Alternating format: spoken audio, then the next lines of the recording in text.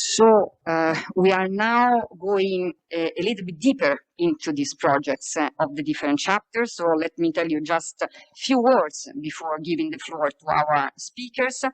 Physicist Giorgio Parisi, as you know, won the Nobel Prize this year, has reopened the discussion on the validity on GDP,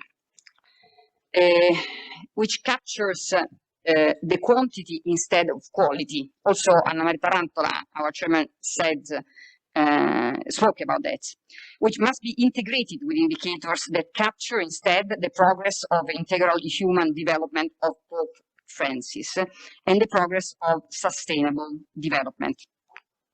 There is the need of interdisciplinarity, and also Anna Maria said that. And before was mentioned that talking about the interesting research promoted by the Foundation with Catholic universities. We need interdisciplinarity more than ever in all our activities. And there's also the need also of a new model of active citizenship. And actually in this project, we have an example of active citizenship. I really believe that the projects we are going to listen about are all very good examples of new model of active citizenship.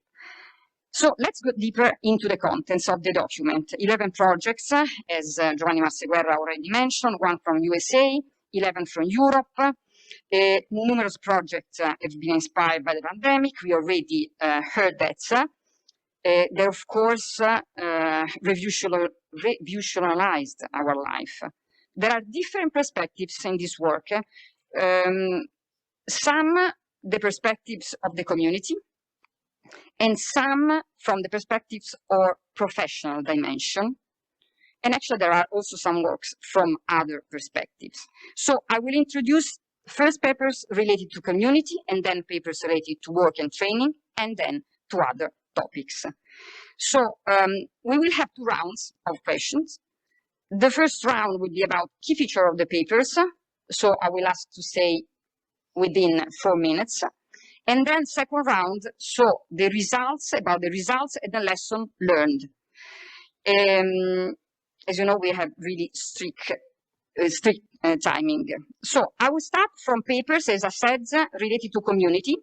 And I will give the floor to Fredrik Fagarzed about, so the work was US support for global vaccination. Giovanni actually mentioned some part of this work, but I'll ask Fredrik to underline, now in particular, what was, let's say, the ratio that moved you to, the rationale that moved you to decide to use this tool, so the webinar, for realizing the work. Thank you. Thank you, Professor Mane. Well, to start off, certainly given the timeliness of the topic of the challenges posed by the COVID pandemic and the opportunity that we had in working with the hospital. I'm a physician myself, so I had some collaboration with some of my colleagues at the hospital. So this gave us an opportunity to be able to discuss with one of our hospitals, a Catholic hospital, to be able to discuss and learn about their experience in managing the COVID epidemic and what we could learn and apply to Catholic social teaching, or apply the Catholic social teaching to their experience. Go on, if that's absolutely okay. Yes, with I have some notes. Yes, it's important now because yes. Giovanni actually mentioned some part of the project, but it's interesting to go a little bit deeper in what you did. Yeah, so as I mentioned, we have the connection with the Catholic hospital, and we asked their coordinator, Dr. Nancy Palomaro, she's the coordinator of the COVID-19 vaccine at the hospital, and they're just 10 kilometers away from New York City, and one of the few remaining hospitals in the area that had a strong Catholic identity. So we asked them, they were very hard hit with the COVID pandemic, and then they were a key leader in the administration of the vaccine later in the year. They also had interesting experience in helping another community locally that was very populated by immigrant population. So that gave another perspective. And they also had a sister hospital in Haiti that they collaborated with. And so that also gave a little bit more of an international perspective of what their experience. I'd say more so the challenges that they faced. I'll refer to that a little bit more in some of my comments. And then, as Professor Marcegaglia had noted, following her presentation, the CAP membership in the U.S. had a discussion online to be able to discuss what does the Catholic social teaching inform us about these experiences. So some of the key points that we gleaned from the presentation was that based on the principle of solidarity, that we certainly do have an obligation to support global vaccination efforts, and especially those that are aimed at the poorest around the world. And that some of the key lessons that we learned about the vaccination efforts is it has to be something that is user-friendly, that's accessible to the people that are to receive the vaccine. It's not something that you can say, vaccinate and it happens. That people have to be willing to come, that they have to be comfortable with the environment and with the approach. And some of these things that we noted were registration processes had to be user-friendly. And then also the environment, especially in a setting where there's, let's say, the immigrant population, where there may be undocumented immigrants, had to be non-threatening, something that people would be comfortable and able to come without fear that they might be deported or might be arrested, that they may be challenged in some way. And then another perspective that we learned about also was that there are those that are homebound who do not have the ability to be transported to the center. And so in those situations, the hospital took the initiative to develop mobile units so that they could bring the vaccination to those who were not able to get into a facility, into a center. And then based on the principle of subsidiarity, we again noted that there was the complexity, as Professor Marcegaglia had noted. There's a complex issue that there's not a simple answer to any of this. But emphasis was placed on the need for cooperation between the private sector, non-governmental organizations, as well as governmental organizations, but to be able to determine those appropriate levels of cooperation to facilitate the delivery of the vaccine.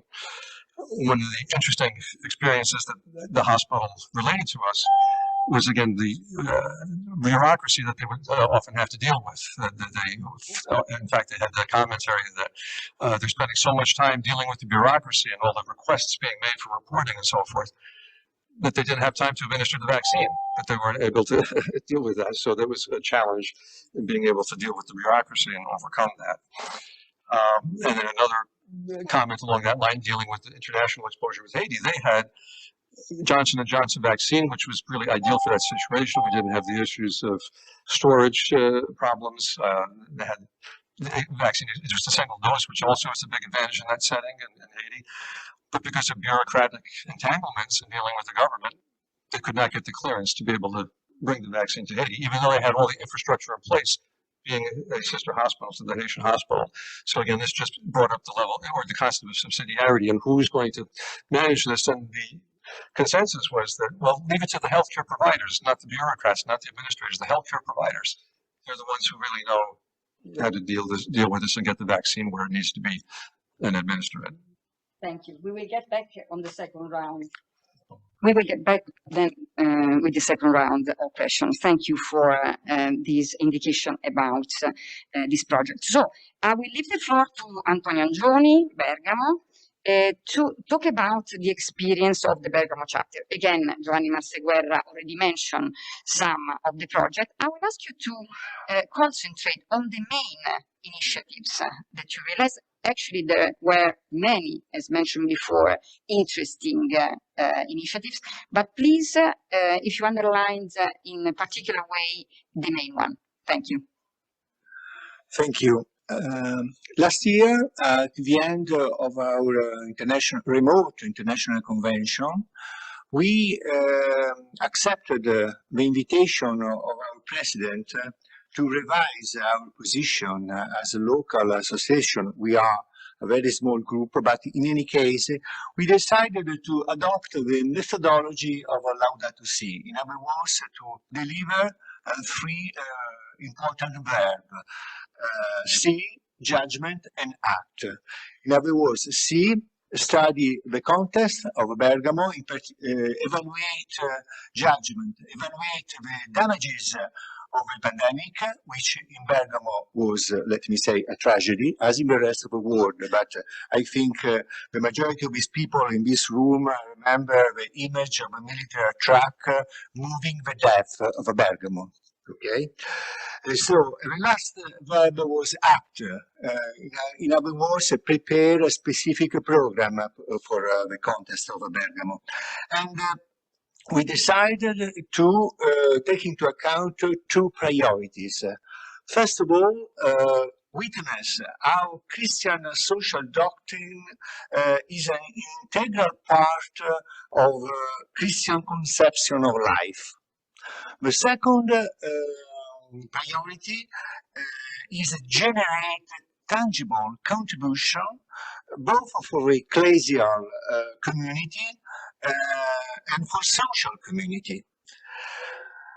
Taking into account these two priorities, we have developed a program articulated in three different dimensions. The first dimension was related to study the last encyclical Fratelli Tutti, and we have developed an itinerary articulated in 6 steps, from connection to relationship, in other words, resources and threats of globalization during pandemic and in the post-pandemic era. The second, between local and universal, in other words, the dimension of identity. The third was a world of partners, good politics and bad politics.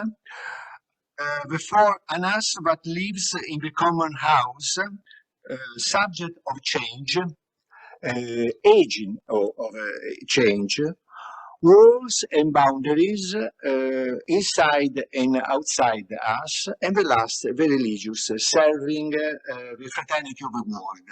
We are just arriving at the end of this itinerary, and the contribution will be published before Christmas. The second important for ourselves, important initiative was related for young people, because we have decided to create, in conjunction with the diocese and with University of Bergamo, a finance desk of ideas. Is an initiative dedicated for young people, exclusively for young people, to support new projects, to facilitate launch of this project, but also to direct young entrepreneurs for finance community. Let me underline young people, because our intention is to create the entrepreneur of tomorrow, not a new incubator, but a sort of effort.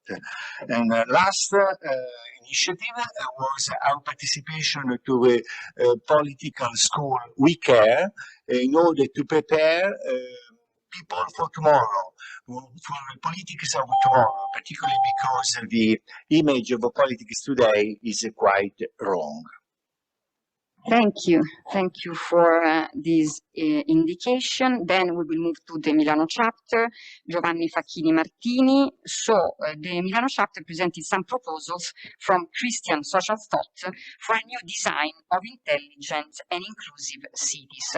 And again, Giovanni Marseguerra already mentioned the main project, but I would like to know some details, because actually this project can be a sort of case study that can be replicated probably by other chapters. Please.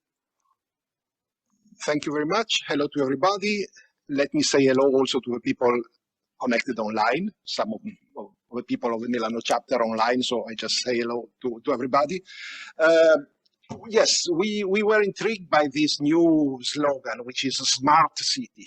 So we started to think, are really cities smart? Is our city, Milan, which is supposed a very active city, smart?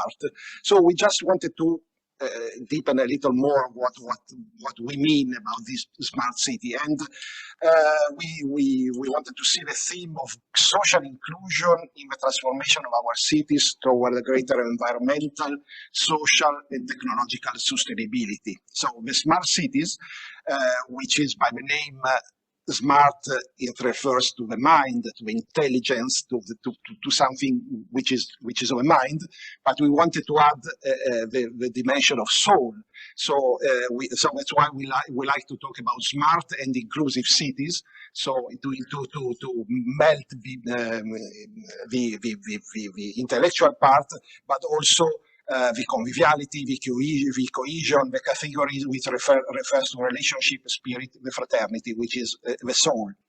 So is the same pattern that we are now covering with talking about economy and finance. Now we don't talk anymore about development only from a technical or perspective or economic point of view, because we always talk about sustainable development.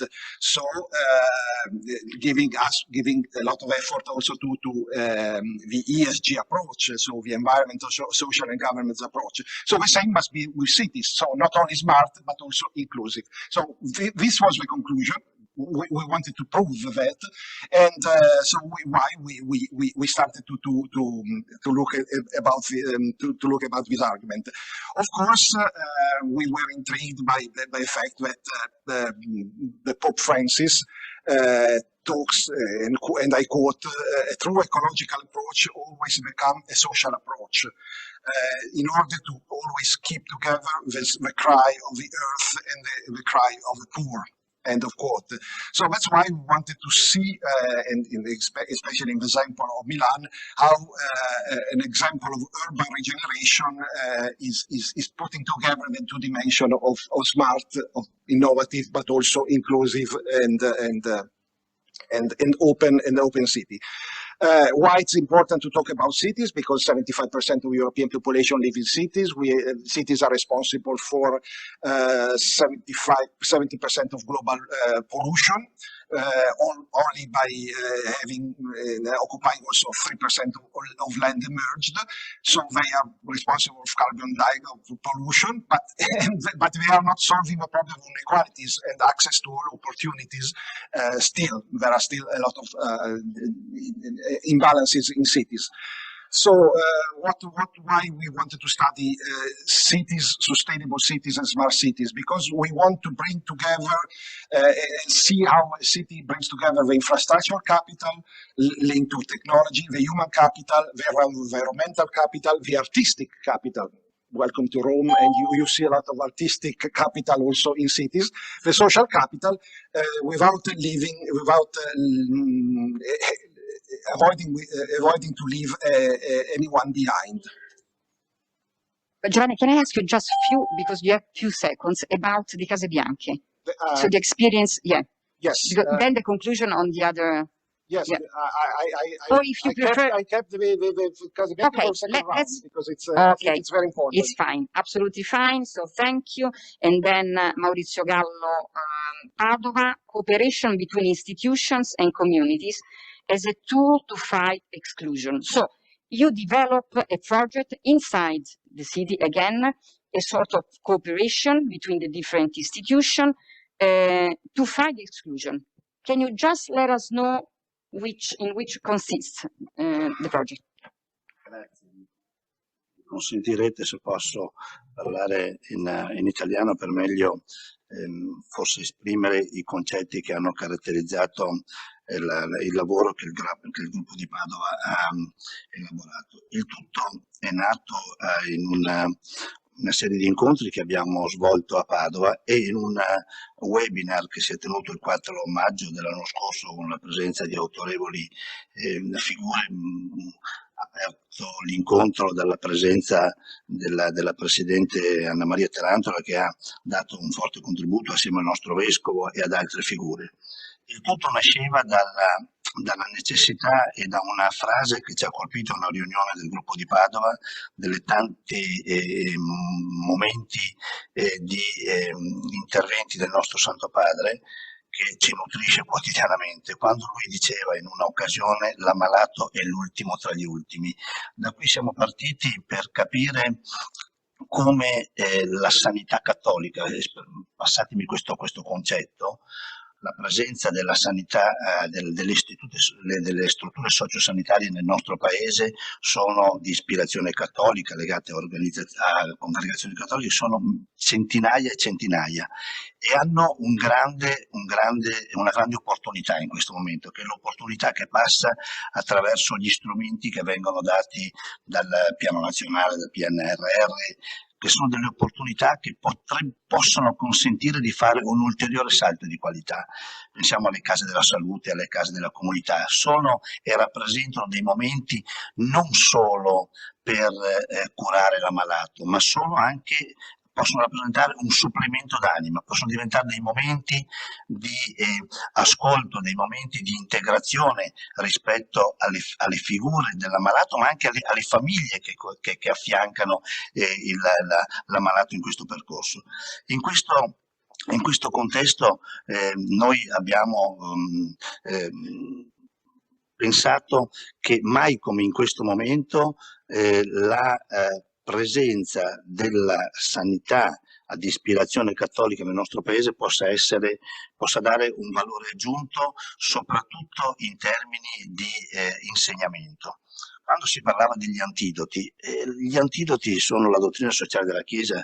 Io sono convinto che se tantissimi operatori sociosanitari avessero l'accortezza di un attimino di approfondire gli operatori che sono presenti nella sanità, di approfondire quelli che sono i valori della dottrina sociale della Chiesa, forse avremo anche una sanità, sia essa cattolica, sia una sanità anche privata o pubblica, con uno slancio in avanti molto più forte e molto più caratterizzato. E tutto questo sapendo che ci deve essere un leitmotiv che ci spinge ad affrontare questo tema, che la persona, qualsiasi attività, qualsiasi ruolo, deve far perno attorno alla figura della persona, che è il momento nel Covid, nel convegno del webinar, lo dicevamo, è la figura più eccezionale, passatemi questo termine, per poter ripartire, per poter ridare una presenza e uno slancio nel nostro paese.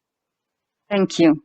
Thank you, Maurizio. So these first projects have been focused primarily on community, and then we move to a different perspectives, the perspectives of work and training. So I will give the floor to Domingo Sugrañez, that is speaking on behalf of Francisco Martinez Delgado, Madrid chapter, the subjective dimension of work in the COVID-19 age.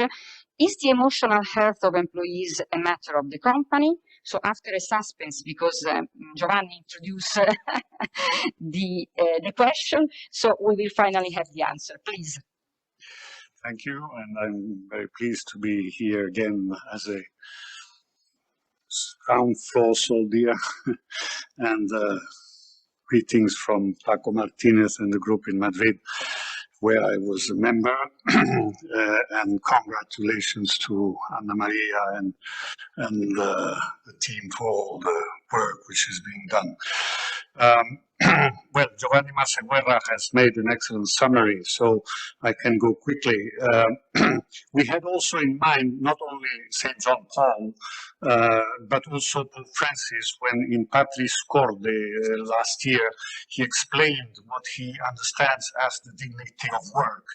And in addition to earn a living, work means for him mainly human self-expression, service to society, co-responsibility of salvation. Well, this is a very high concept.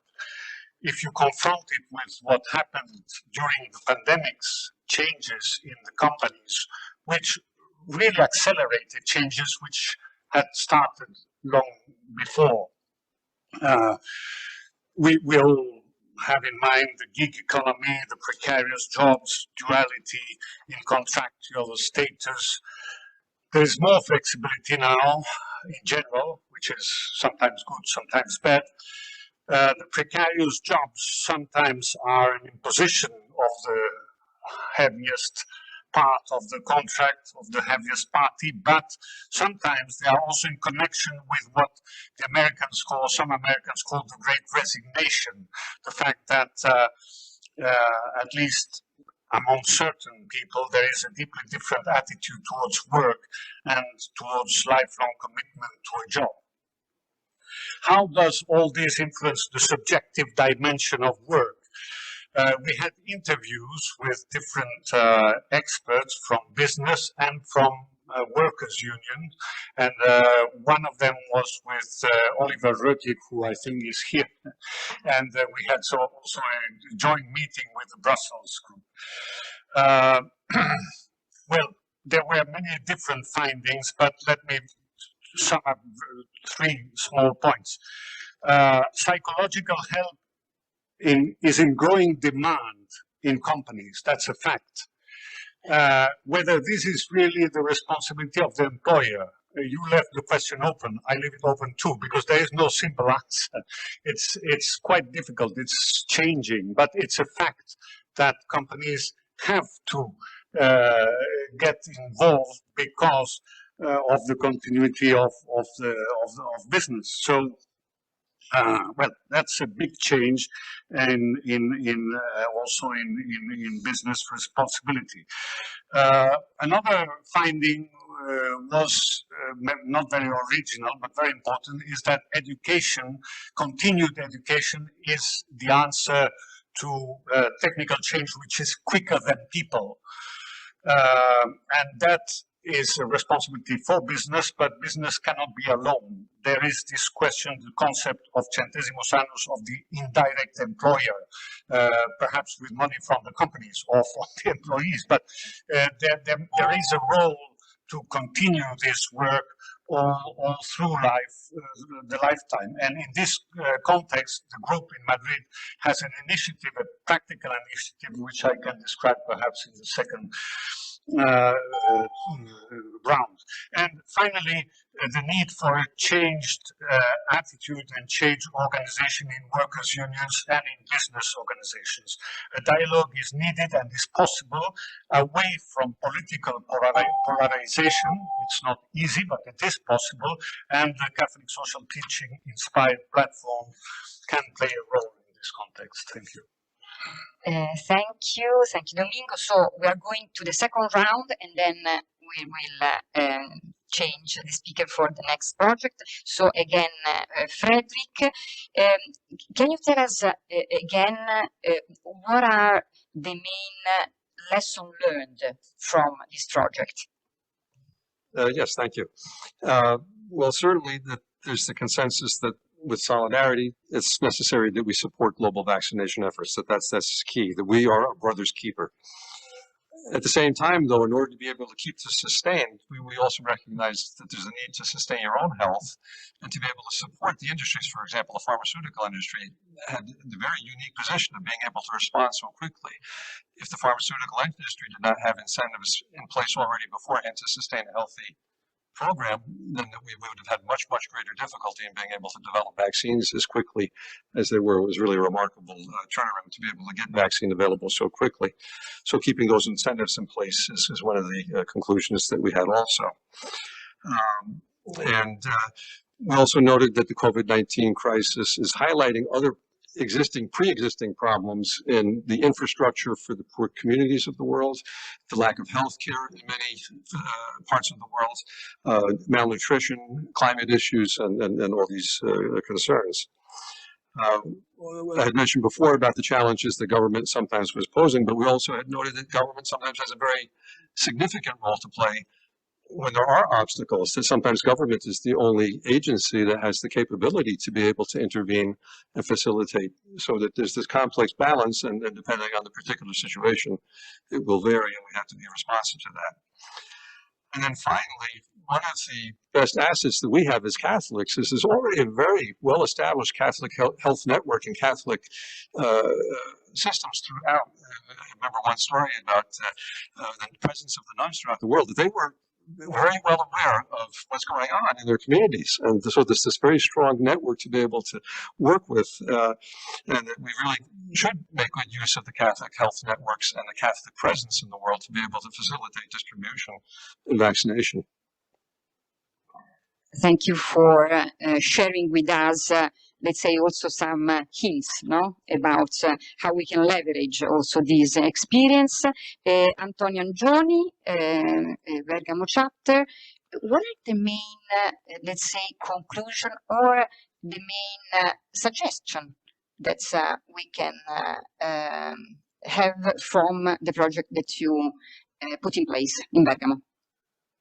Well, first of all, doing a choice, as the choice which we have done, means, in our case, as defined, to lose a part of a participant of all the group, because they didn't accept the new version, the new social dimension, because they preferred a sort of elitism, self-referential, like a sort of a Christian Rotary, let me say, okay? So this is a explained part of the notice presented by our secretary, because part of our former participant didn't pay the renewal. The second aspect which we have learned was the difficulties to develop the role of Centesimus Annus Foundation, because the first reaction of the people is another Christian movement, because fractionism is a part of our situation, and this is the reason why we react very in a positive way when we received the new document from a foundation, which is a superb synthesis of our value proposition. Third, last but not least, we working with the young people, we decided to develop our initiatives, because young people represent our option, our first option, because they represent the future of a church, but also the future of a society. And we can't criticize the current society if we don't do anything to change the future dimension with stronger training of a future entrepreneur, of future politics. These are the main lesson learned. Thank you, Antonio. Actually, also during the first part of the conference, we spoke about the importance of the awareness, and actually this practical example and project on the territory definitely can help the awareness of the foundation. Giovanni Facchini Martini, again, Milano Chapter, I know that you're there, and the conclusion or the main, let's say, lesson learned, these smart cities, you in some way translate the theoretical concept in a practical concept. How you did it? Well, first of all, we are not urbanists or we are not sociologists. We are a group of professionals who just we wanted to understand more, but we were not experts on smart cities. That's why, going in line with what was quoted by Antonio, we see, we judge, and react.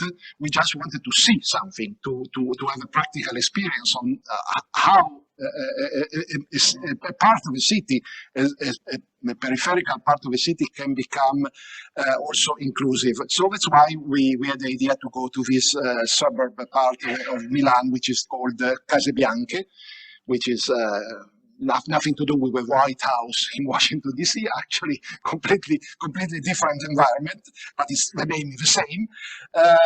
We started by the idea that Pope Francis wrote that we should be a church which goes outside of his boundaries, the Chiesa in Uscita, with doors open. The Evangelii Gaudium at 46, he talks about going out to others, to reach the human peripheries. So we wanted to see the human peripheries and the city periphery both together. So Casabianca became famous because the Pope actually himself, Pope Francis, when he visited Milan, it was the first stop. It's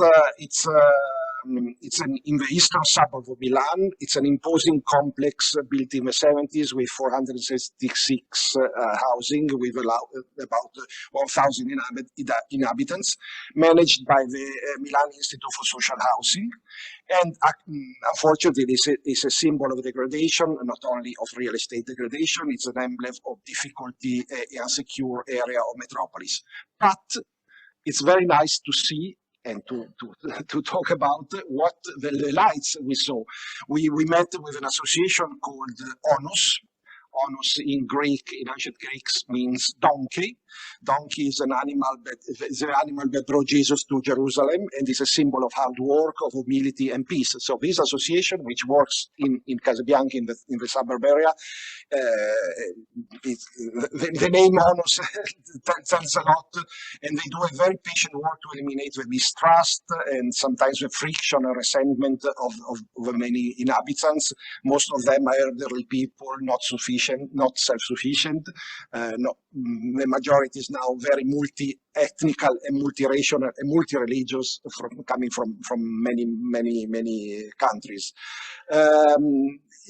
What we say, just to understand the theory from a practical example, is that we see an example effectiveness can be achieved through the coordination of public service, so the territorial social service of a municipality, and the local, we call it terzo settore in Italian, so the social association. And the conclusion is that we like, and from what we like, Casabianca, what we observe, it's a suburb which is not a place with clean gardens, a street without garbage, Wi-Fi, which would help. But what we like and why we see that Casabianca can be an example of a smart city is because it gives an engine of development, integration, and change and gives also, and there are some interesting cases of social elevators. And actually, when we started the discussion about cities, and we wanted to remind the term city is linked to civitas, and the civilization, and the new civilization is coming from cities. So it's good to see that from a very small local example, we've seen everything, the fabric of integration, the cooperation between public and private, the possibility of giving to inhabitants social elevator, which is something we are really missing. Thank you. Thank you. So, Maurizio Gallo, Padova, what are the main lessons learned from the project that you dealt with in Padova?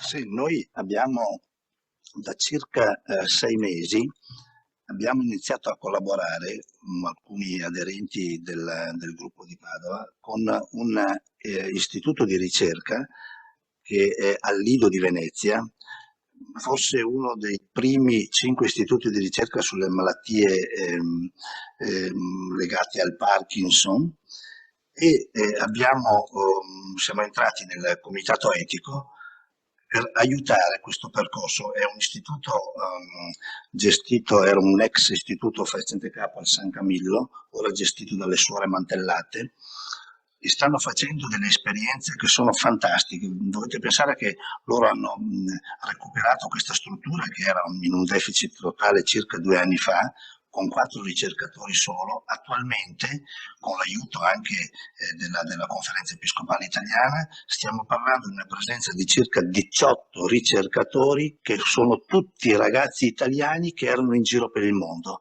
e sono ritornati a operare all'interno dell'Istituto San Camillo.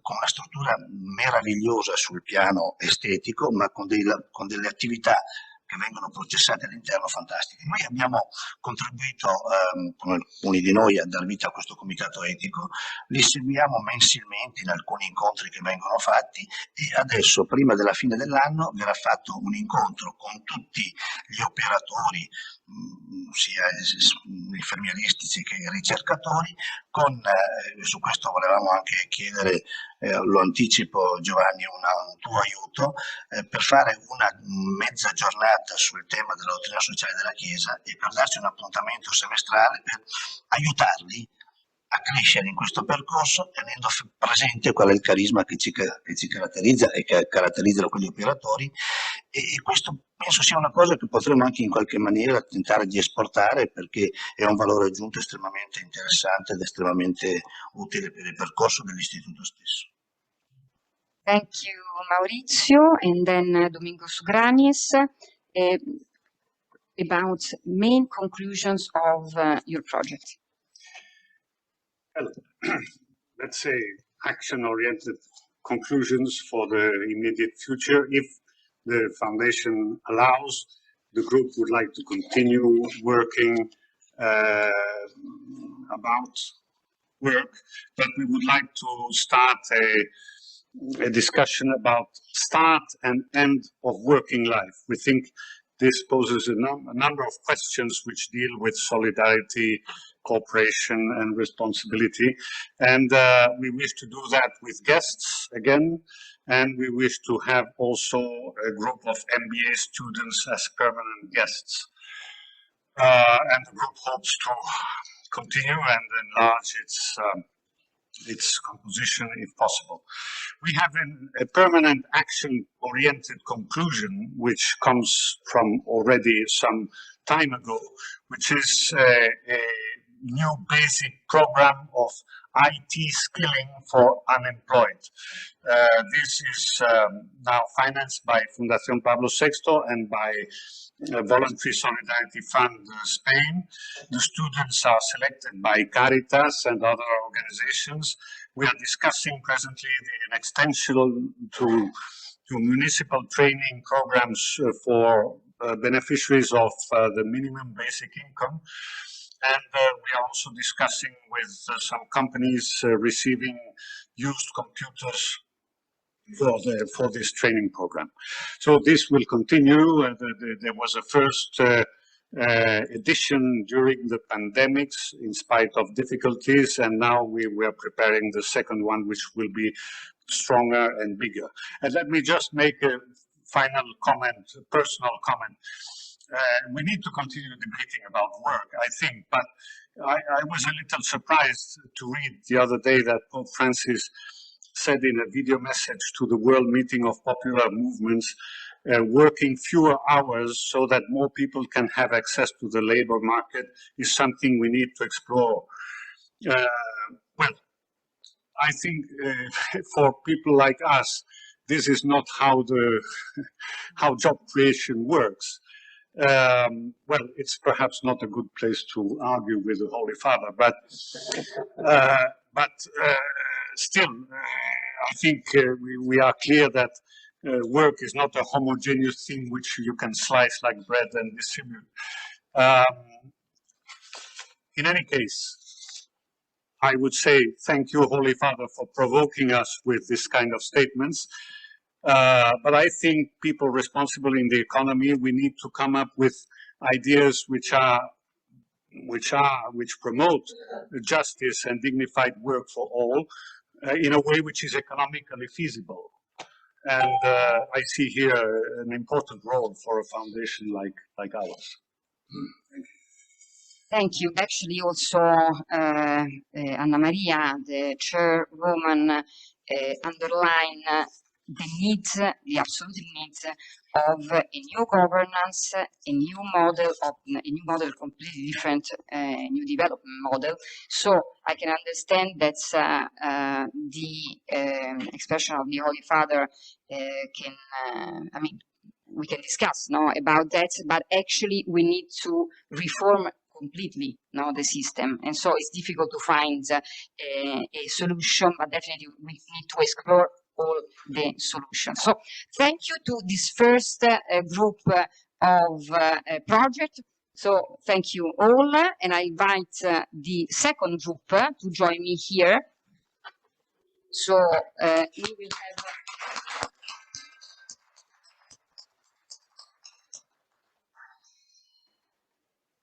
So I'll ask Paola Zuliani. Francesco Vermiglio is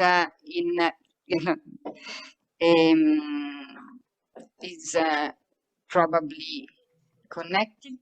Yes. And Alessandro Rizzo, Mark De Micoli,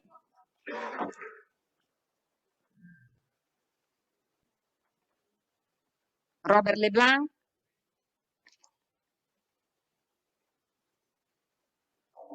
and Ulrich Schwerenkramer.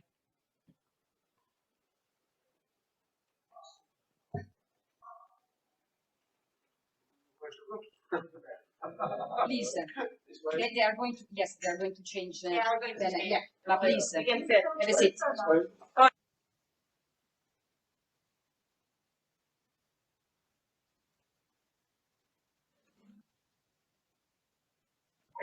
Paola Zuliani, please.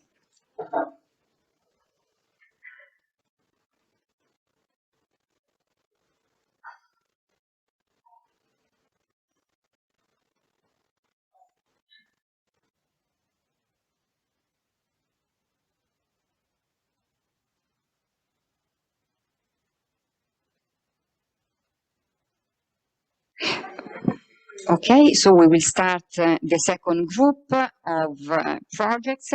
Actually, as mentioned before, they are a really interesting example of a new model of active citizenship. So I will give the floor to Francesco Vermiglio. Can we please confirm that Professor Vermiglio is looking? Oh, perfect. So Anna Maria is telling me that is with us. So, Milano Chapter, Human Capital and Inclusion Policies, Job Creation for Young People in Marginal Areas. So, Francesco Vermiglio, can you please tell us, can you please share with us the main key feature of the project? We are again in the perspectives of work and training. Please. Io preferisco parlare in italiano e molto sinteticamente. La premessa dalla quale siamo partiti.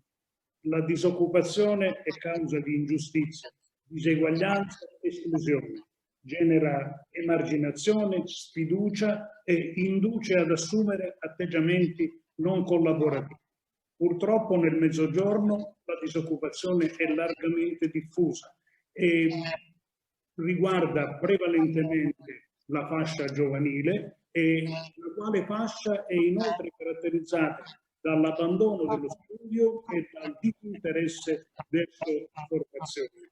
Una recentissima ricerca della Ernst Young e dell'Università Luis Guido Carli stima che i giovani da 25 a 29 anni per il 45,4% non studiano, non sono occupati e non sono interessati alla formazione.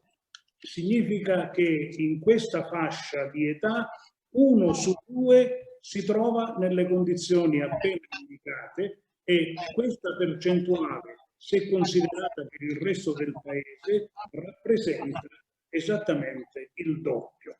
Ora, la mancanza di lavoro giunge alla emigrazione, e quando i flussi di emigrazione diventano consistenti e continui, come purtroppo nella realtà dell'Italia meridionale, le conseguenze sull'ambiente sono inevitabili e direi anche rilevanti, perché va via la fascia più intraprendente di risorse, e quando mancano le risorse è possibile dedicarsi alla cura del territorio e del patrimonio. La conclusione è che per tutelare l'ambiente bisogna contrastare lo spopolamento e l'emigrazione. Cosa si può fare per contrastare questi fenomeni? È ciò che ci siamo visti nel gruppo di lavoro. Purtroppo si tratta di problemi assai complessi che hanno origini remote. E allora la prima esigenza che si avverte è che le soluzioni che possono essere adottate devono scaturire da una prospettiva diversa. E in questo senso le indicazioni che vengono anche dalla enciclica Caritas in Veritate sono rivolti a dire che dobbiamo riflettere sull'economia, sui suoi fini, dobbiamo rivedere i modelli di sviluppo. In questa logica abbiamo pensato ad alcune soluzioni che non hanno alcuna pretesa di completezza, più che proposte sono delle indicazioni di temi da approfondire per confrontarsi e riflettere. Quali sono queste le indicazioni che forniamo con il documento? Dicevo, sono delle ipotesi di lavoro che privilegiano il capitale umano e l'ambiente. Hanno lo scopo di promuovere l'occupazione e di favorire l'accesso al lavoro. Si caratterizzano per la novità di collegare la valutazione degli investimenti alle variazioni che gli investimenti stessi determinano sul patrimonio e agli effetti sociali che provocano. Il documento contiene un'indicazione di temi da approfondire che non hanno alcuna pretesa di esaustività, riguardano particolari argomenti, per esempio gli investimenti in formazione e in ambiente concorrono ad accrescere il patrimonio, quindi non possono essere considerati spesa corrente e possono essere alle limitazioni cui spesso è soggetto questo tipo di spesa. Il degrado dell'ambiente e l'immigrazione erodono il patrimonio e compromettono i redditi futuri. Nelle scelte di investimento questi aspetti vanno tenuti in debito conto. Il trasferimento costante dei giovani dal mezzogiorno ad altre aree finisce con l'accrescere il capitale umano delle aree nelle quali vanno a stabilirsi in via definitiva e decresce delle aree. Quindi bisogna pensare a delle forme compensative sotto forma di investimenti in formazione nelle aree dalle quali provengono i giovani. Gli investimenti pubblici dovrebbero tener conto dell'obiettivo di creare omogeneità di livello di benessere. Sono le ore 17. Economico e sociale. E ancora, nel campo della formazione bisogna utilizzare le esperienze in campo digitale, spingere all'imprenditoria giovanile attraverso forme di collaborazione tra università, professioni e terzo settore. Can I kindly ask you to conclude? Sì, diciamo che l'elenco non è completo, ma serve ad indicare temi di approfondimento con i quali intendiamo riflettere. Thank you. We will get back on the second round with some specification. So let's move to Alessandro Rizzo, the Roma chapter. Roma chapter use a different tool, a survey on sustainability issues, always with a focus on training. So again, work and training were at the attention of the project. So Alessandro, can you tell us about the key features of the project? Thank you. Sì, scusate se parlo in italiano, ma nei pochi minuti per essere più efficace. Allora, il tutto nasce da un percorso che ormai come gruppo di Roma stiamo portando avanti da circa 2 anni sui temi della sostenibilità, senza soffermarmi. Abbiamo fatto 6-7 incontri, di cui la maggior parte via webinar e 2 in presenza, uno l'anno scorso con la Didi del gruppo SNAM e uno recentemente sul tema delle infrastrutture e la sostenibilità. e quindi diciamo un po' il leitmotiv che ci contraddistingue ormai da questi 2 anni. La parte, diciamo, abbiamo messo insieme questa cosa con il tema della formazione. In particolare ci è sembrata una cosa carina e anche un pochino diciamo diversa, anche per, non tanto per diciamo, fare una cosa di statisticamente significativa, no? Ma quanto piuttosto per un coinvolgimento delle varie anime della fondazione del Chapter di Roma, che comunque è numeroso, abbiamo voluto fare questa survey focalizzata sulla sostenibilità e sui temi della formazione. E abbiamo iniziato anche una collaborazione, diciamo, con alcune università, tant'è che diciamo, la survey, peraltro si può ancora ovviamente fare online, è stata in collaborazione con l'Università di Tor Vergata, con la professoressa Fiorani, che ringrazio anche se non è presente. Detto questo, le domande diciamo, sono state abbastanza come dire, aperte per consentire un po' di prendere l'opinione di una serie di manager, come diceva prima il professor Marseguera, di manager e imprenditori e professori del mondo, cioè persone che arrivano dal mondo accademico.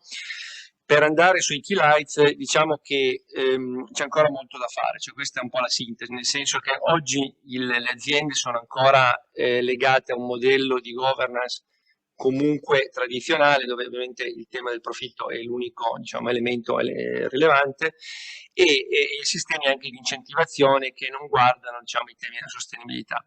Quindi diciamo, molti di queste persone che abbiamo intervistato hanno appunto sottolineato il fatto di un cambio di passo, quindi come si diceva già diciamo, in altre persone che hanno parlato prima di me, e quindi diciamo di creare diciamo, una nuova mentalità, tra virgolette, all'interno delle grandi corporation, sia italiane ma estere, internazionali, avviare processi di incentivazione manageriale focalizzati non al semplice P&L, ma anche diciamo soprattutto a elementi legati agli ESG, cosa che la finanza peraltro è già abbastanza avanti rispetto poi al mondo produttivo.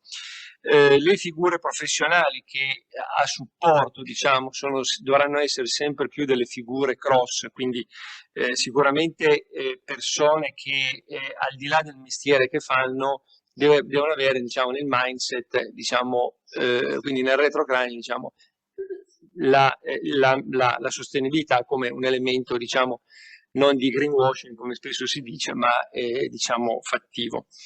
Per andare veramente molto alti sul mondo invece accademico, una delle proposte che mi sembrava più interessante era quello di proporre, che peraltro alcune università, adesso senza citarle, però vengono già fatte, però di proporre magari in tutti i corsi universitari un corso specifico di base sulla sostenibilità, e comunque diciamo la multidisciplinarità deve essere sicuramente un elemento importante. Vado diciamo veramente alto dicendo che gli elementi, abbiamo parlato anche diciamo del PNR, gli elementi enabler che diciamo riguardano la sostenibilità sono sicuramente l'elettrificazione, internet, l'intelligenza artificiale, l'IoT, quindi diciamo cose anche come dire, abbastanza all'ordine del giorno, e poi diciamo abbiamo messo anche un flavor su una proposta di un hub, diciamo comunque di una mettere insieme il mondo privato con il mondo pubblico per la creazione diciamo di hub dove fare attraction sui giovani talenti e riportarli in Italia, come diceva anche altri colleghi. Thank you Alessandro. So we went through projects about community, and then we moved to work and training, and then with Paola Zuliani, Treviso chapter, we go to the sustainable finance, the situation in Treviso. Please.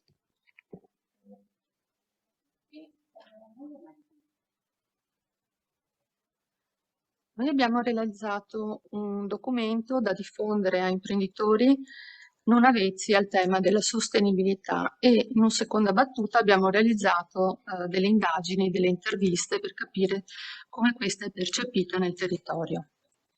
Con la pubblicazione dell'enciclica Laudato Si di Papa Francesco nel 2015 sono state poste le basi della sostenibilità, secondo un'ottica integrata al centro dell'attenzione pubblica mondiale. Il termine sostenibilità è oggi usato in molti contesti, ma ritengo importante richiamare brevemente alcuni concetti. La definizione universale di sostenibilità risale al 1987 e cita: lo sviluppo sostenibile è quello sviluppo che consente alle generazioni presenti di soddisfare i propri bisogni senza compromettere la possibilità delle generazioni future di soddisfare i loro. L'importanza di questa definizione è che in poche righe, per la prima volta, si evidenzia la correlazione tra i principi intragenerazionali con i principi intergenerazionali. Non basta cioè pensare alla propria comunità, ma anche o soprattutto a ciò che si lascia alle comunità future.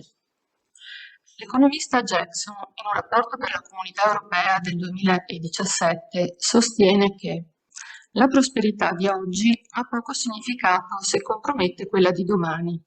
Gli investimenti sono il veicolo attraverso il quale costruiamo, progettiamo e manteniamo i beni dai quali dipende la prosperità futura. Questa frase è importante in quanto evidenzia una chiara connessione tra la sostenibilità e la finanza, la quale necessitava di un nuovo modello che tenesse conto, oltre il profitto, della tutela dell'ambiente, delle problematiche sociali e di una trasparente gestione delle aziende. Al fine è stato introdotto il concetto di finanza sostenibile e sono stati introdotti dei parametri per verificare, misurare, controllare e sostenere l'impegno in termini di sostenibilità delle aziende. Questi parametri sono riassunti con l'acronimo ESG. E sta per Environment, cioè ambiente, quindi la riduzione dell'impatto sull'ecosistema, S per sociale, quindi rispetto dei diritti umani, attenzione alle condizioni di lavoro, parità di genere. G sta per Governance, cioè tutte le azioni svolte da un'azienda in rispetto della trasparenza. Grazie ai parametri ESG è dunque possibile creare delle classifiche che mettono in una sorta di graduatoria le performance delle imprese. La Commissione europea ha deciso di fare chiarezza attraverso alcune misure.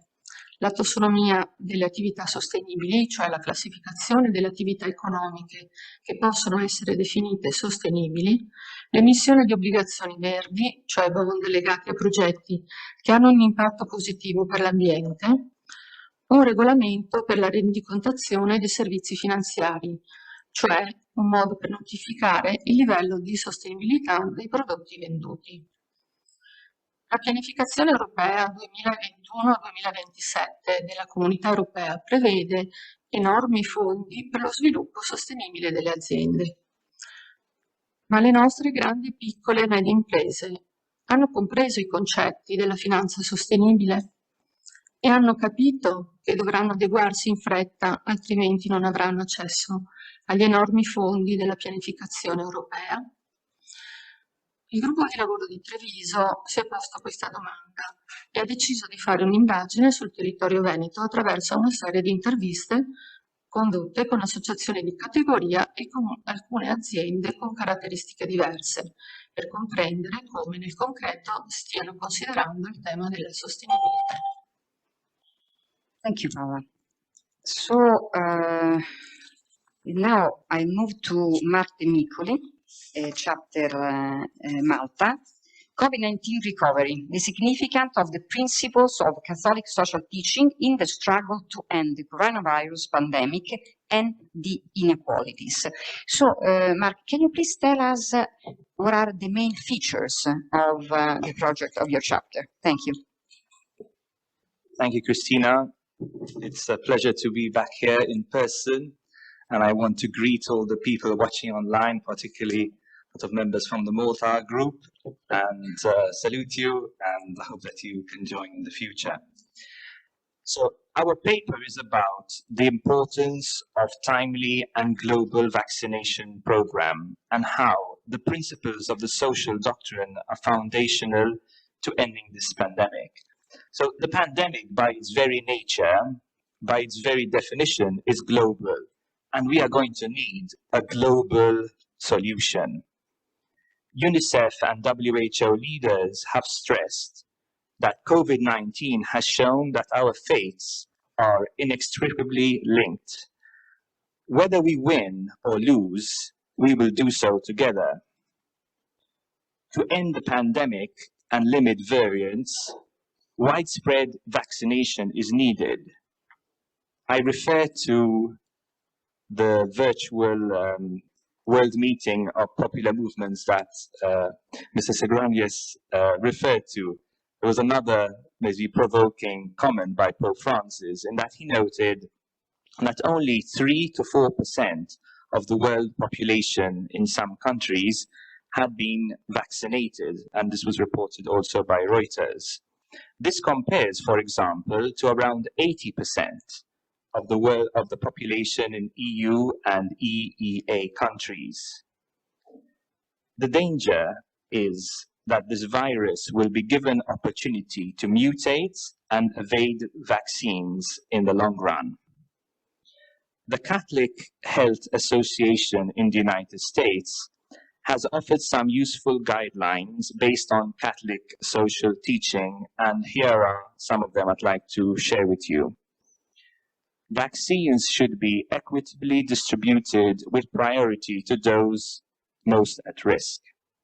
Also, efforts to develop and distribute effective vaccines should emphasize the principle of solidarity. And finally, consistent with the principle of subsidiarity, the distribution of effective vaccines should involve local communities. This is also a comment that my colleague from the US mentioned. At the same time, we would also like to commend and acknowledge all the work done and all the resources that have gone into the global vaccine program.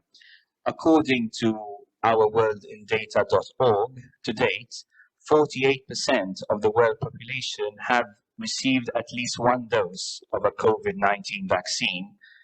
6.7 billion doses have been administered globally, and around 20 million are now administered each day.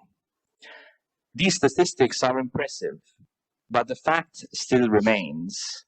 Inequitable vaccine distribution is a self-defeating strategy that will cost lives and livelihoods and will undermine a global economic recovery.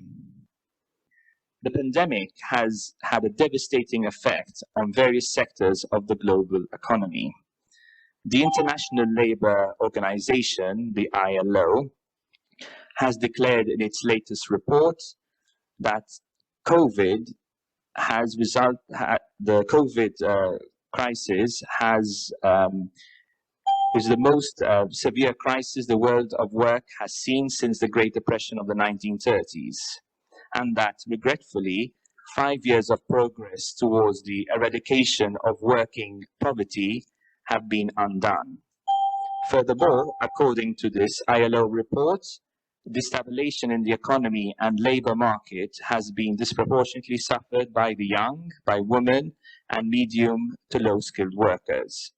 And although many people, and including the ILO, anticipate recovery on the horizon, there is the danger that we might be experiencing a K-shaped recovery, meaning that some parts of the economy are left behind while others prosper. Thank you. Thank you, Mark. And so I give the floor to Ulrich Schören-Kramer, Germany, Christian Social Ethics as a blueprint for coping with pandemics, principles, strategies, and implementation. And again, I will ask you to underline, let's say, the main features of the project. Thank you. Thank you very much. And I would like also to greet everyone here in the room and online, and especially thank those who have contributed to the paper which we have delivered. When we discussed our paper, or let's say at the digital study day, we were faced with the same challenges you have all experienced.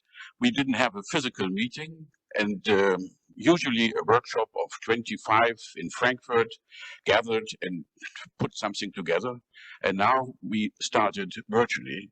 with 35 and more to discuss a paper, and it was well organized, it was well moderated by Mariana Rusche. She's here somewhere, yes. And it was well put together by a lot of people, and so I thank them for putting something together, which is really a remarkable document. And we discussed Christian social teaching on the basis of a little impulse lecture. Is it a stumbling block, or is it a blueprint for the post-corona society? And we probably remember still that in the midst of the still unresolved corona pandemic, people are increasingly longing for normality. Many changes have made a lasting impact on our everyday lives. The so-called elbow greeting, earlier a sign of distance, has become a sign of the greatest possible closeness. So in this atmosphere, we have discussed on the basis of study or kind of research from an institute in Vienna. It's called the Zukunftsinstitut. And there's a guy who has developed 4 scenarios where the future might lead to. And it is, one scenario is total isolation, all against all. The second is a system crash, permanent crisis mode. The third is a neo-tribes, the retreat into the private sphere. And you can already see these scenarios have nothing to do with Christian social teaching. And there is fortunately a 4th scenario, that is adaptation, the resilient society.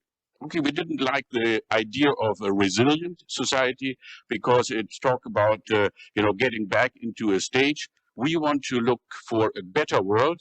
And so we have chosen scenario 4 to discuss as a 4+ scenario to discuss what might be the outcomes. And I stop here and tell you later about the various outcomes, if I get the minute then. Yes? Thank you, Rick. So, Robert Leblanc, French chapter, executive, influencer, opinion leaders, or authority. Your duties and your vocation to reduce the divide between the elites and society. Actually, these topics was in some way hint before, no? Reducing the divide between the elite and society. Can you please tell us about the work of the chapter in France? Thank you. Thank you. Yes, we had worked before that on this divide between the elites and society. And we had started this job before happened what we've called the Yellow Jackets in France. I think in Europe, most of the people have known that that's a very special event, much related to the new tools and the social networks. And people who are angry against what is happening are more and more willing to develop this kind of approach rather than vote. We have less and less people voting and more people in the streets. And with the anti-vax, it's a global phenomenon. But the Yellow Jacket was more a French one. And it's interesting enough, so we had started to work on this point before this event happened.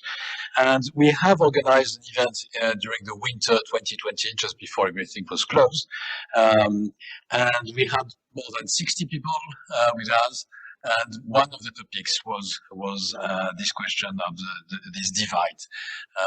And we've listened to the people who attended this conference, and we decided that one subgroup of our Paris group, we are around 30 people in the whole group, but we work in subgroups.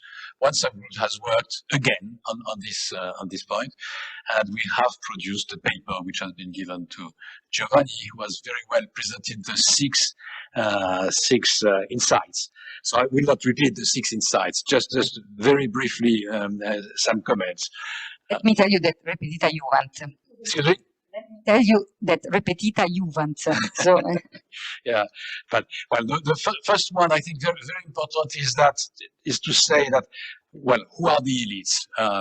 Nobody say I'm a member of the elites, but we are seen, some of us, and probably all of us in this room are seen as members of the elites by the other ones. So we have to assume that. And one point is to say that we lose, I mean, it was written in French initially, but we lose a certain form of presumed innocence. I think it's very important to say that we are accountable of all we do. And all we do in our responsibilities, in companies we lead, but also in our whole life, everywhere where we are, there is a link between what our business, professional responsibilities and the citizens we are. So this is the first point I want to emphasize again.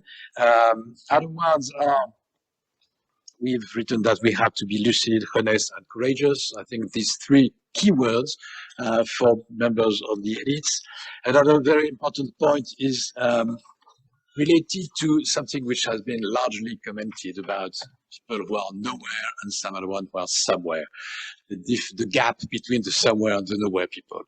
And when you run a global company or be a key manager in a global company, very often we have a global view of the things and think global, okay, but playing local is not only a recipe for efficiency, but we think that it's also important, an important way to respect the dignity of all. I mean, dignity is, of course, in the social teaching of the church, very important. Dignity is crucial. I think we have to have that in mind when we run business. Dignity of all the people. We can fight against someone. We can have different views, but we must respect the dignity. And having that in mind and considering the local business is different when you have in mind that there is a question of dignity behind the fact that you have teams in different places. You cannot manage them just as if you could move from one place to the other without considering the impact on the people. So I think this Giovanni has done all the job, so I can just focus on these very brief points. Thank you. Thank you, Robert. So we go to the second round in order to understand what are the main lessons learned on the main conclusions from this interesting project. So I will start again from Francesco Vermiglio. Is Professor Vermiglio still with us? Okay, so can you please share with us the main conclusion of the project job creation for young people in marginal areas? You already underlined very interesting aspects of the project, but can you please tell us the main conclusion and maybe some suggestion about the topic of the project? Thank you. Grazie. Credo che la cosa più importante sia valorizzare il patrimonio nelle scelte, rendere produttivo il patrimonio che in atto non è impiegato. Mi riferisco al patrimonio immobiliare, al patrimonio agricolo, sia privato che pubblico, che può essere oggetto di utilizzazione e attraverso l'utilizzo se ne accresce il valore e si creano opportunità di lavoro e si facilita l'accesso al lavoro. In questo senso è necessario lavorare insieme e coniugare formazione e ricerca, coinvolgendo università, imprese, mondo delle professioni. Solo lavorando insieme è possibile trasformare un circuito vizioso in un circuito virtuoso. Thank you, Professor Vermiglio. Definitely cooperation with different institutions is a key word. And already during this conference, also Anna Maria underlined the necessity of that. So I will give the floor to Alessandro Rizzo, Roma Chapter. So yes, main results and lesson learned, please. Sì, diciamo che lesson learned tante, nel senso che in questi percorsi, diciamo, non è solo la Sarri, come dicevo prima, ci siamo accorti che questi temi siamo ancora all'inizio e vanno sviluppati, quindi ben venga la Fondazione come cassa di risonanza per aiutare a diffondere queste tematiche. Più nello specifico, diciamo, trattandosi del chapter di Roma, come Roma, diciamo, l'obiettivo è abbiamo preso, diciamo, alcuni contatti con alcune università. Considerate che Roma, immagino lo sappiate, ma per chi non lo sapesse, ha 11 università di cui anche molte cattoliche, comunque dell'area cattolica. Quindi l'idea sarebbe quella di metterle insieme in una sorta di round table per sviluppare, diciamo, alcune idee, no? Magari la fondazione chiaramente può fare un po' da coordinamento, poi ovviamente noi abbiamo già preso contatto appunto con l'Università di Roma 3, con la LUMSA, con la LUIS anche e poi con l'Università della Santa Croce.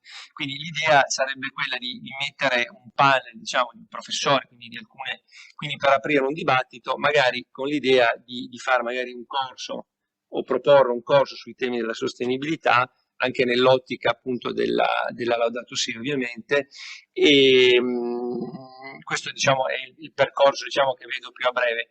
Nella Sarve avevamo fatto anche questo accenno, diciamo, di questo hub, che è un'idea, diciamo, che a me piace molto, però perché comunque Roma è, diciamo, come altre città italiane, no, ha una capacità di attraction molto interessante, no? Nel senso che per un giovane studente, diciamo, cioè, a parità di corso preferisce magari venire a Roma, che diciamo è pieno di cultura, di arte, rispetto a magari andare in Norvegia a freddo, insomma, è un po' semplificato, insomma, però ecco, un po' questo è lo spirito.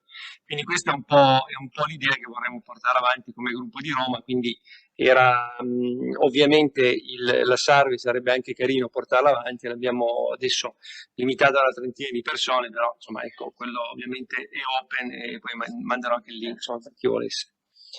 Thank you, Alessandro. So again, the key word is cooperation. Cooperation definitely is important with the university. And then now I give the floor to Paola Zuliani, Treviso Chapter, about sustainable finance. So you did some interviews, as you mentioned before. So what are the key conclusions of the interviews that you did in your work? Thanks.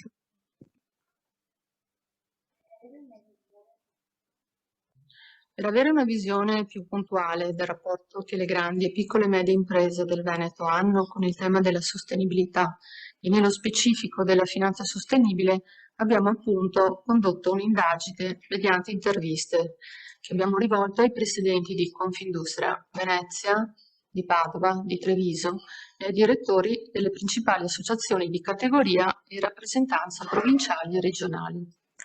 È emerso che sul tema della percezione della sostenibilità vi è una crescita della sensibilità e attenzione su questo tema. La zona in cui si trova maggior terreno fertile è la provincia di Treviso, soprattutto per quelle aziende che lavorano con l'estero, dove l'attenzione ai temi sostenibili è alta. Per quanto riguarda i criteri ESG, quello che attira maggiore interesse e accomuna tutti i settori è quello ambientale. Sulla consapevolezza delle aziende del ruolo della sostenibilità come requisito per avere accesso al credito, in Veneto non è ancora percepita in modo generalizzato, seppur diffusa.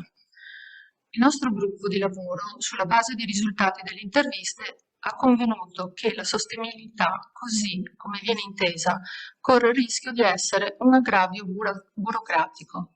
Per renderla operativa deve essere supportata da tecnici competenti, preparati nei settori specialistici e capaci di traghettare le aziende nella transizione.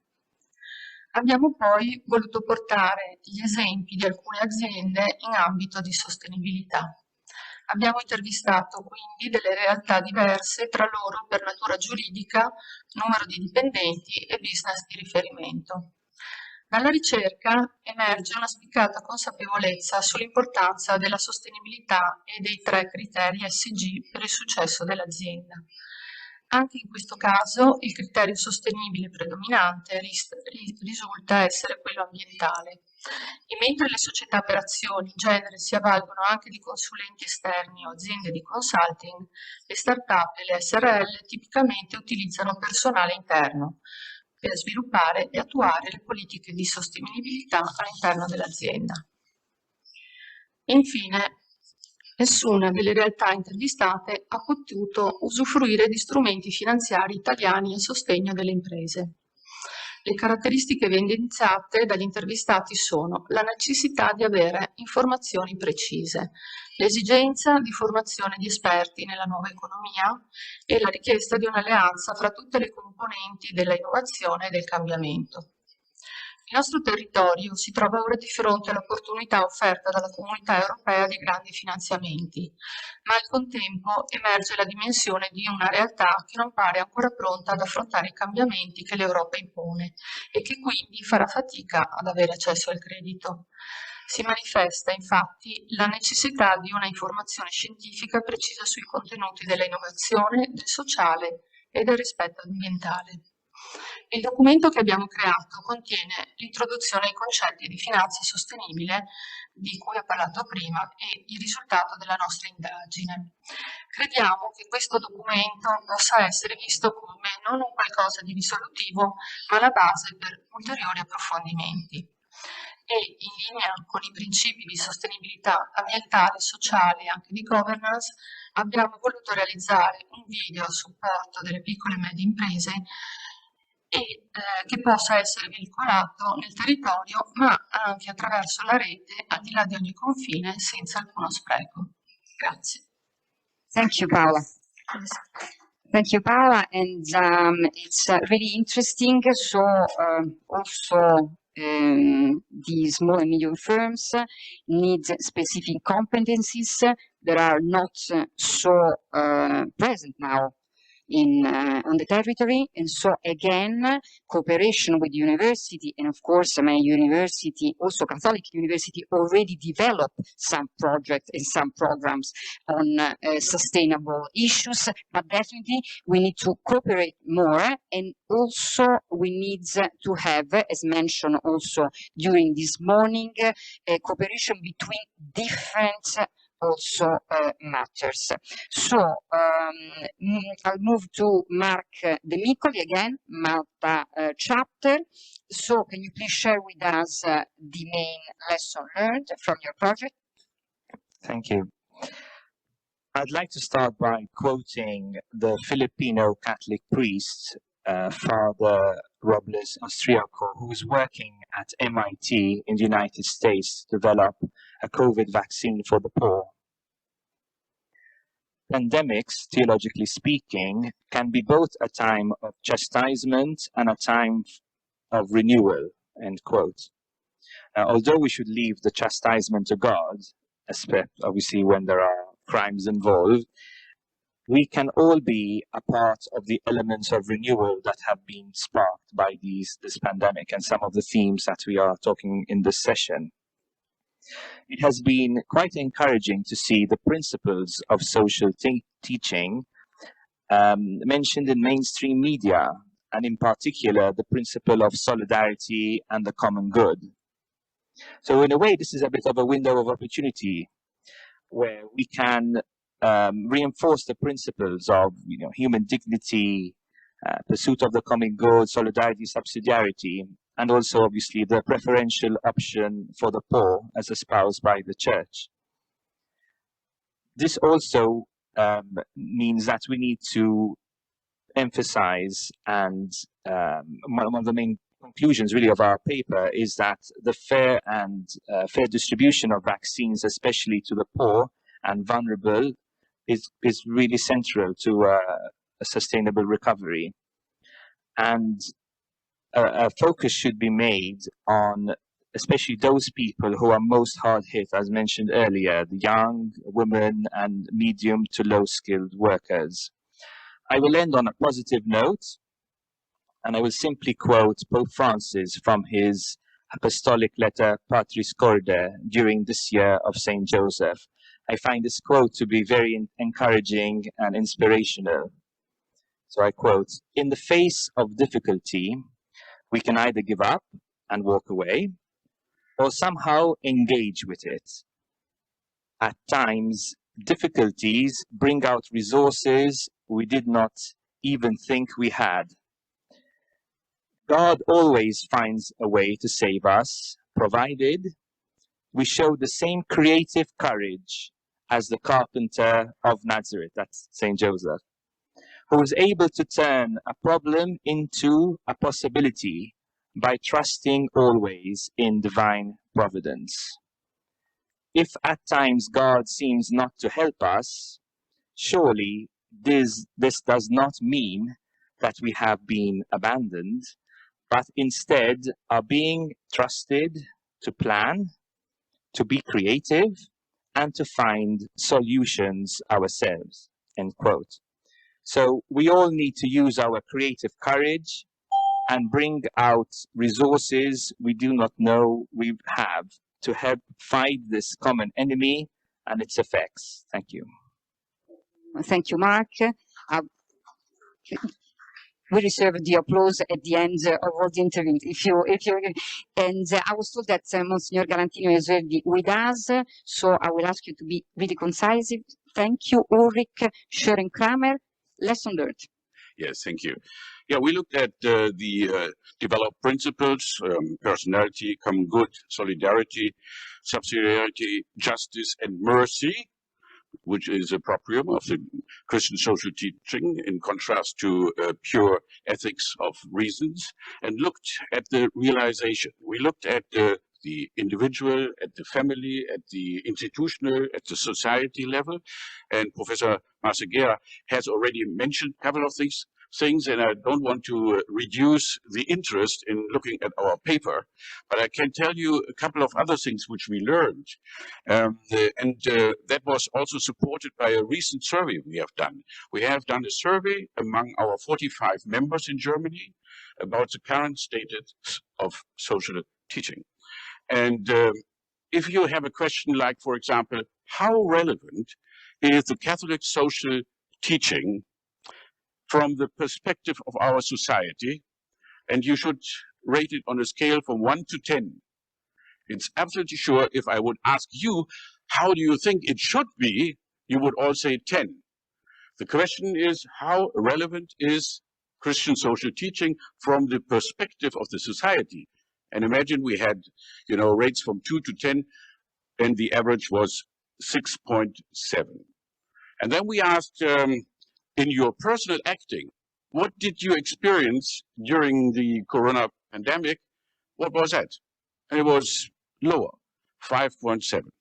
So that shows there is a lot to go. And we looked at the impressions, at the experiences, what people had. And of course, people said there has to be done more. Okay, we try in Germany to be a little bit like a think tank, because there are so many Catholic organizations already, and we try to get in touch in order to perhaps promote the discussion. And we have, of course, a great, let's say, asset. We have, for example, the award winner, Markus Vogt, who will do a little lecture in the near future. And we have learned from the digital Frankfurt Study Day that we do more in digital, events. We have now every quarter a digital event at the happy hour for 1 hour, and it's called Cup Gin, because we can drink gin at the occasion all together. And then we have a little impulse lecture about leadership, about Christian environmental policies or impact investing. And we have also another thing, which is Cup on Tour, and that is meeting with those people who are caring about the homeless. The colleagues or members from Frankfurt recently met with the Franziskus Treff.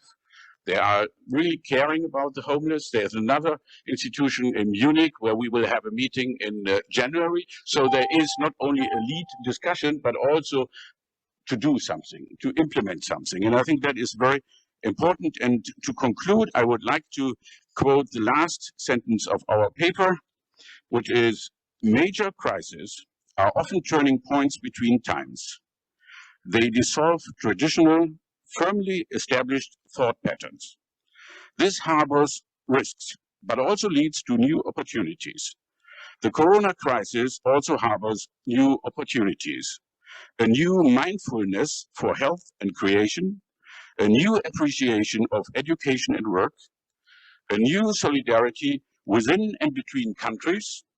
The Catholic social teaching shows a way how Christians and all people of goodwill not simply regain the old everyday life, but build a more humane, a fairer and more merciful world. Thank you very much.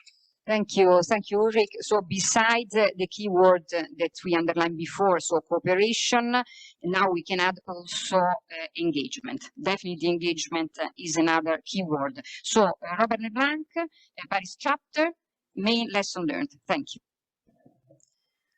Well, in fact, once again we've written a paper, and it's interesting to think to these points, and especially the way we did it was, what can we do personally where we are?